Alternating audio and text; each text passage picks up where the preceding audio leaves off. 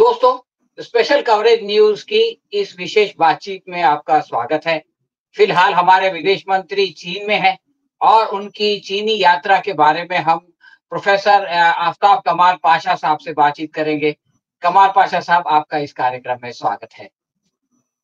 धन्यवाद। दोस्तों, जून 2020 में गलवान घाटी के अंदर भारत और चीन के सैनिकों के बीच झड़प हो गई और उसमें जो है दोनों पक्षों के जवान मारे गए। इसके बाद दोनों देशों के रिश्ते तनावपूर्ण हो गए और इस साल तक यानी 2025 तक भारत के किसी शीर्ष नेता ने चीन का दौरा नहीं किया था। पिछले महीने चीन में शिंघाओ सहयोगी संगठन एससीओ के लिए रक्षा मंत्री वहां गए थे, राजनाथ सिंह, और अब विदेश मंत्री जयशंकर जो है वो सोमवार को बीजिंग पहुंचे और उन्होंने उपराष्ट्रपति हान सेंग से मुलाकात की। इस दौरान भारत चीन संबंधों की हालिया सुधार का जिक्र करते हुए दोनों नेताओं की बातचीत के बाद, द्विपक्षीय बातचीत के बाद ये कहा गया जयशंकर साहब की तरफ से कि भारत और चीन के संबंध अक्टूबर 2023 में कजान में प्रधानमंत्री नरेंद्र मोदी और राष्ट्रपति शी जिनपिंग की मुलाकात के बाद लगातार बेहतर हो रहे हैं। अब प्रश्न ये है पाशा साहब कि क्या भारत ऑपरेशन सिंदूर के दौरान चीन द्वारा पाकिस्तान के खुले समर्थन को भूल गया है? क्योंकि गोदी मीडिया तो ये कह रहा था कि हमने एक साथ दो देशों को हराया है, यानी हमारा युद्ध जो है वो पाकिस्तान के साथ, चीन के साथ भी हम लड़ रहे थे। लेकिन अब जयशंकर ये क्या कह रहे हैं कि हमारे संबंध जो है वो उसमें बहुत ज्यादा सुधार हो गया है। इसको आप कैसे देखते हैं? जी, ये अच्छी बात है कि भारत के विदेश मंत्री चीन गए हैं और लगातार गलवान झड़प के बाद भारत और चीन के लीडर एक दूसरे से मिलते आ रहे हैं। कजान और डिफेंस मिनिस्टर भी चीन गए थे। तो एक तरफ तो ये है कि हाईएस्ट लीडर्स जो है मिल रहे हैं और बातचीत कर रहे हैं, लेकिन दूसरी तरफ तनाव भी है। जिस तरीके से चीन पाकिस्तान को हथियार दे रहा है, सैटेलाइट इंटेलिजेंस दे रहा है ऑपरेशन सिंदूर के दौरान, और कहा जाता है कि चाइना के मिसाइल PL-15 ने हमारे कुछ हवाई जहाज भी मार गिराए, और जिस तैयारी से वो ऑपरेशन सिंदूर के दोनों के बीच में हवाई जहाजों की जो झड़प हुई, बमबारी हुई, तो उसमें चीन का बहुत महत्वपूर्ण रोल था। हालांकि इसको नजरअंदाज नहीं किया जा सकता, लेकिन भारत ये मान के चलता है कि पड़ोसी देश चीन के साथ हमें अच्छे संबंध बनाए रखना है और हमारे हित में है। हालांकि हमने क्वाड मीटिंग में अमेरिका के साथ जो जॉइंट स्टेटमेंट साइन करे, वो 90% से ज्यादा जो है चीन के खिलाफ था, जो कि अमेरिका का एजेंडा था। हम उस जॉइंट स्टेटमेंट में साइन करके जो है अमेरिका के हक में चीन के खिलाफ वर्चुअली खड़े हो गए हैं। तो चीन इसको अच्छी तरह देखा नहीं, और वो नुक्ताचीनी भी किए कि भारत धीरे धीरे अमेरिका के कैंप में चले जा रहा है बोल के। लेकिन फिर भी दोनों तरफ से प्रयास हो रहा है कि अच्छे से अच्छे ताल्लुकात बनाए रखें, और इसका सबूत यह है कि तिजारत बाकायदा बढ़ रहा है। 120 बिलियन डॉलर से ज्यादा हुआ है।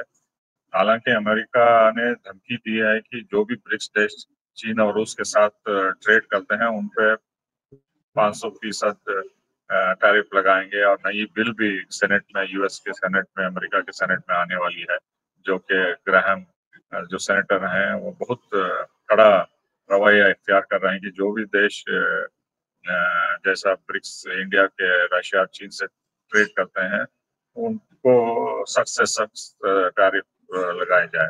लेकिन भारत की नीति जो स्ट्रेटेजिक ऑटोनॉमी है, उसको सभी देशों के साथ मिलके अपनी अपनी इंडिपेंडेंट पॉलिसी अपनाना चाहता है।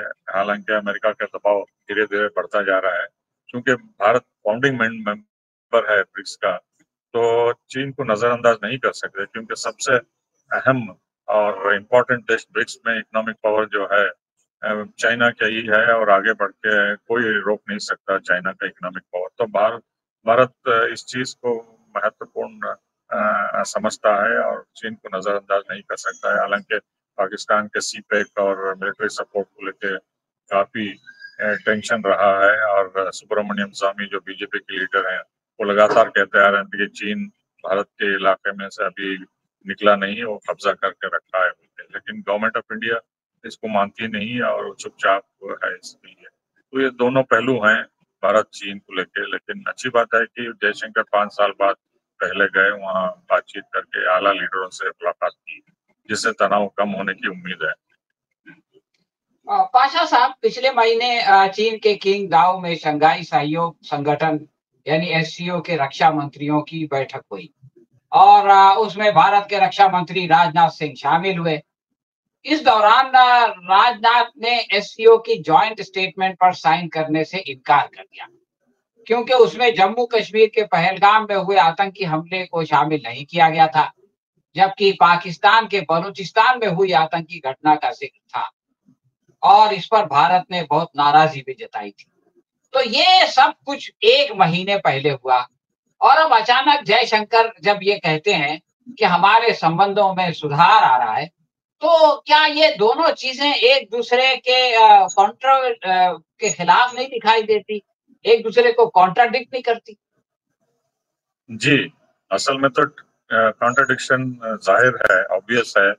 लेकिन हमें ये भी ध्यान में रखना होगा कि जब भी भारत पे अमेरिका का प्रेशर पड़ता है तो हम अमेरिका को चेतावनी देते हैं कि हमारे ऑप्शंस दूसरे देशों के साथ भी है, हम चीन के साथ भी आगे बढ़ेंगे, चाहे आप कुछ भी करो टैरिफ पे और सीज फायर के मामले में इंडिया पाकिस्तान के वगैरह। तो ये मल्टीपोलर वर्ल्ड की तरफ जो है इंडिया प्रयास कर रहा है। तो भारत के हुक्मरान समझते हैं कि चीन को किसी भी हालत में नजरअंदाज नहीं कर सकते, क्योंकि पड़ोसी मुल्क है, 5,000 किलोमीटर का बॉर्डर है और अरुणाचल प्रदेश को लेके, तिब्बत को लेके, लद्दाख को लेके और पाकिस्तान ऑक्यूपाइड कश्मीर को लेके बहुत सारे मसले हैं जो हमें ठेस पहुंचाते हैं। लेकिन हम बातचीत के जरिए अच्छे पड़ोसी के तरह मिल के बातचीत करना चाहते हैं। ये डबल पॉलिसी लगती है, लेकिन जो कंपल्शन है स्ट्रेटेजिक नेशनल इंटरेस्ट सेफगार्ड करने के लिए,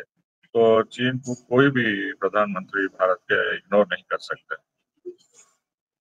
पाशा साहब, अभी आपने कहा कि भारत और चीन की बहुत लंबी चौड़ी 5,000 किलोमीटर की जो है वो सीमा है, लेकिन पिछले दिनों अरुणाचल प्रदेश में जो भाजपा सरकार है उसके जो सीएम है मुख्यमंत्री खंडू, उन्होंने कहा था कि आधिकारिक तौर पर हम भले ही चीन के साथ सीमा साझा करते हैं, लेकिन वास्तविकता में भारत की सीमा तिब्बत के साथ है। चीन ने वर्ष 1950 में तिब्बत पर अनाधिकृत तौर पर यानी इलीगली जो है वो कब्जा कर रखा है। अगर हम गौर से भारत के मानचित्र को देखेंगे तो पाएंगे कि किसी भी भारतीय राज्य की सीमा चीन से नहीं है, ये तिब्बत के साथ जुड़ी हुई है। तो ये इतना बड़ा बयान एक सत्ता पक्ष के मुख्यमंत्री ने दे दिया कि साहब वो जो इलाका है वो जो है वो चीन का है ही नहीं। उसके बाद में एक भारतीय सांसद हैं सुजीत कुमार, उन्होंने कहा कि भारत सरकार को भारत तिब्बत सीमा को चीन सीमा कहना बंद कर देना चाहिए। हमारी चीन के साथ कोई सीमा नहीं है, तिब्बत पर चीन ने कब्जा कर रखा है। और सुजीत कुमार ने आगे बढ़कर यह भी कहा कि भारतीय संसद में तिब्बत पर और ज्यादा बहस होनी चाहिए। वहां चीन उसी तरह सांस्कृतिक नरसंहार कर रहा है जैसे जर्मनी ने नाजियों के साथ किया था। तो ये भाजपा के सांसद हैं, ये भाजपा के मुख्यमंत्री हैं जो चीन के बारे में ऐसे कड़े बयानात दे रहे हैं। तो क्या आपको लगता है कि चीन की सरकार इन सारे वक्तव्यों को नजरअंदाज कर देगी, इनका कोई नोटिस नहीं लेगी? जी नहीं, वो तो उस पर कड़ी निंदा कर रहे हैं और लगातार अरुणाचल प्रदेश को भी तिब्बत का हिस्सा चीन मानते हैं। लेकिन देखिए, ये तिब्बत का मसला 59 के बाद क्लोज हो गया था। इंडिया ने एक्सेप्ट कर लिया कि तिब्बत चीन का हिस्सा है। हालांकि दलाई लामा को यहाँ पनाह दी गई थी और कभी कभी ये मसला उठता है, लेकिन जो फाइनल बॉर्डर्स हैं वो उसके बारे में कोई दो राय नहीं है। भारतीय गवर्नमेंट, भला वो चीफ मिनिस्टर अरुणाचल प्रदेश के बताएं कि तिब्बत का बॉर्डर है, चीन का नहीं, लेकिन जो असलियत है वो रिकग्नाइज बॉर्डर है। हालांकि डिमार्केशन अभी तक कई जगह नहीं हुआ है, लेकिन तिब्बत चूंकि चीन का हिस्सा है, वो इंटीग्रल पार्ट है, और हमने उसको चीन का हिस्सा माना है पिछले कई हिस्सों से। तो ये सब अब उठाना जो है वही है कि पाकिस्तान ऑक्युपाइड कश्मीर हमारा है, लेकिन वो पाकिस्तान के कब्जे में है, तो हम लेने की कोशिश कर रहे हैं। लेकिन सिर्फ ये बीजेपी सपोर्टर्स और हिंदुत्व ग्रुप्स को प्लीज करने के लिए ये सब स्टेटमेंट्स, चाहे एमपीज होते हैं अरुणाचल प्रदेश के चीफ मिनिस्टर होते हैं, या इवन प्राइम मिनिस्टर भी बोलते हैं कि हम कश्मीर लेके रहेंगे पूरा, और राजनाथ सिंह और फॉरेन मिनिस्टर। तो जब मौका था ऑपरेशन सिंदूर में, तो ये मौका खो दिया और अमेरिका के दबाव में सीज फायर लेके जो है कुछ नहीं करे। आपने ऑपरेशन सिंदूर का जिक्र किया, तो मुझको याद आ रहा है कि 2024 में विदेश मंत्री, एससीओ के जो विदेश मंत्री थे, उनकी एक मीटिंग पाकिस्तान में हुई थी, और उस मीटिंग में हमारे एस जयशंकर साहब भी जाकर के शरीक हुए थे। तो उस वक्त उन्होंने दो बातें कही थी। एक तो ये कि व्यापार और आतंकवाद एक साथ नहीं चल सकते, और दूसरा उन्होंने ये कहा था कि सभी देशों को एक दूसरे की सीमाओं का सम्मान करने की जरूरत है। अब उन्होंने पाकिस्तान में बैठ के ये कहा कि सभी देशों को एक दूसरे का सम्मान करना चाहिए। इसके बाद ऑपरेशन सिंदूर हो गया। तो क्या आप समझते हैं कि भारत ने पाकिस्तान की सीमा का सम्मान किया, और ऑपरेशन सिंदूर के दौरान इस जो वक्तव्य है इसकी कोई मुखालिफत नहीं हुई? देखिए, ऑपरेशन सिंदूर में हवाई जहाज हमारी सीमा के अंदर ही थे, वहां से मिसाइल उन्होंने दागे, और पाकिस्तान के भी हवाई जहाज उन्हीं के टेरिटरी में थे। दोनों ने इंटरनेशनल बॉर्डर या लाइन ऑफ कंट्रोल का उल्लंघन नहीं किया। हाँ, हमारी बमबारी उनके आतंकी ठिकानों पे हुई और दूसरे एयर बेसेस, मिलिट्री ठिकानों पे हुई, लेकिन पाकिस्तान का भी कहना है कि उन्होंने भी हमारे मिलिट्री ठिकानों पे, एयर बेसेस पे हमला किया। तो लेकिन एक्चुअल बॉर्डर क्रॉसिंग नहीं हुई, तो बॉर्डर का उल्लंघन नहीं हुआ। जैसा कि अब जयशंकर चाइना में भी उन्होंने कहा कि टेररिज्म के खिलाफ एकजुट, यूनिफाइड होकर आवाज उठाना चाहिए, टेरिटोरियल इंटीग्रिटी और रीजनल कोऑपरेशन वगैरह, जो भी उन्होंने कहा पाकिस्तान में एससीओ फॉरेन मिनिस्टर में, वही दोहराया बीजिंग में भी। तो ये स्टैंडर्ड स्टेटमेंट है भारत की तरफ से। और लेकिन चीन भी भारत के ऊपर हमला करता है, और पाकिस्तान भी जो है जवाबी कार्रवाई करता है। तो वो लागू जो है सभी पे होता है। हमने भी जो है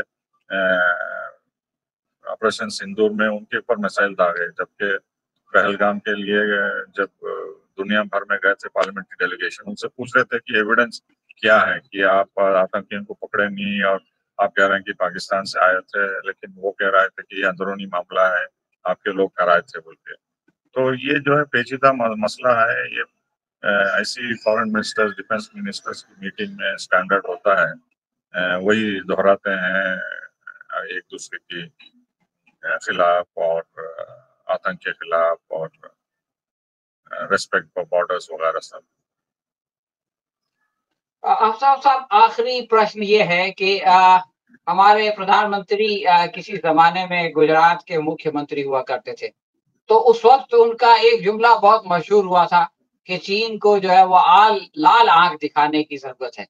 प्रश्न ये है कि अब तो वो प्रधानमंत्री है, तो वो चीन को लाल आंख क्यों नहीं दिखाते?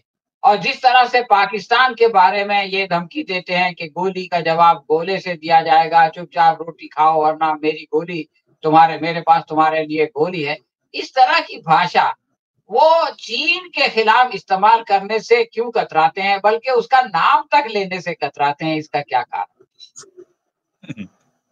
सिंपल सा आंसर है, चीन जो है कई गुना भारत से ताकतवर है, और इकोनॉमिक पावर है, सुपर पावर हो गया है, और पूरी दुनिया में उसका दबदबा 130 से ज्यादा देश जो है बेल्ट एंड रोड इनिशिएटिव को सपोर्ट करते हैं।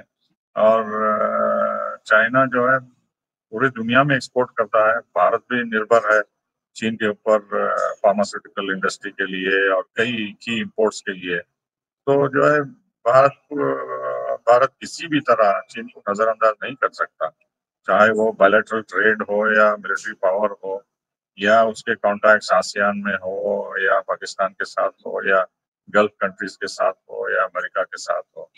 देखिए, सभी देश चीन से बातचीत करना चाहते हैं। अगर आप आंख में आंख डाल के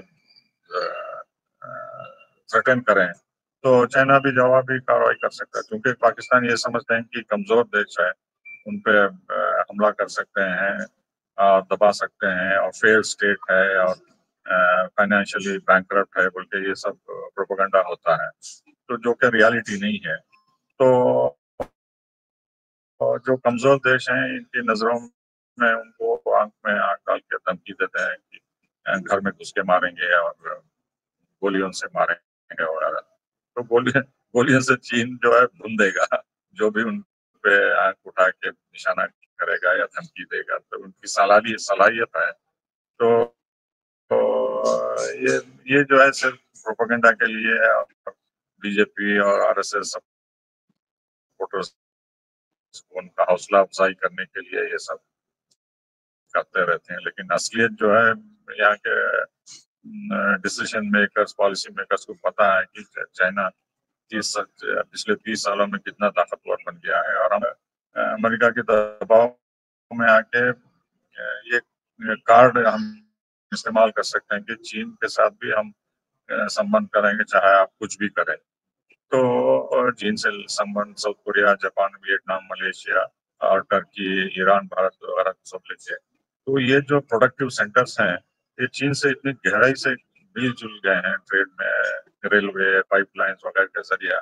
तो हम जो है इसका लॉन्ग टर्म में फायदा उठा सकते हैं अगर अमेरिका दबाव डालता है पाकिस्तान के जरिए या डायरेक्टली, या हम उसके साथ पॉलिसी शेयर नहीं करते। तो चीन एक बहुत बड़ा कार्ड है हमारे फॉरेन पॉलिसी में, डिफेंस स्ट्रेटेजी में वगैरह, रशिया के अलावा। तो अमेरिका भी समझ जाएगा कि जो है भारत के ऊपर दबाव तुम ज्यादा डालना काउंटर प्रोडक्टिव होगा, क्योंकि ये ओपनिंग चीन के साथ भी रखे हैं और उनके संबंध भी अच्छे होंगे उनके साथ। तो ये स्ट्रेटेजिक इम्पोर्टेंस जो है, इम्पोर्टेंस को ध्यान में रखते हुए प्रधानमंत्री ऐसी कोई बात चीन के खिलाफ नहीं करेंगे। हाँ, जरूर कहेंगे कि पाकिस्तान को हम ये कर देंगे, वो कर देंगे, बोलते धमकी देना उनकी आदत हो गई। हाँ तो दोस्तों, अभी अगले हफ्ते अमेरिका में टैरिफ के सिलसिले में बातचीत होने वाली है और उससे पहले हमारे विदेश मंत्री चीन में हैं और हम जानते हैं कि चीन और अमेरिका के बीच में कैसे संबंध है। और भारत सरकार, जैसे कि अभी पाशा साहब ने बताया, कि चीन को एक लीवरेज के तौर पे जो है वो यूज कर सकती है, उसका उपयोग कर सकती है, ताकि टैरिफ में जो अमेरिका दबाव डालना चाहता है उस दबाव को कम किया जा सके। तो ये बहुत ही पेचीदा राजनीति है और कूटनीति है, आप कह सकते हैं, विदेश नीति है, कि जिसमें दो सुपर पावर्स के बीच में जो है वो भारत को एक तरह का बैलेंस बना करके चलना पड़ता है और अपने देश हित का ख्याल करना पड़ता है। प्रोफेसर साहब, आपने समय निकाला और ये बहुत ही महत्वपूर्ण बातें बताई, इसके लिए बहुत बहुत शुक्रिया। हम आगे भी आपसे इस तरह के विषय पर बात करते रहेंगे। धन्यवाद। धन्यवाद।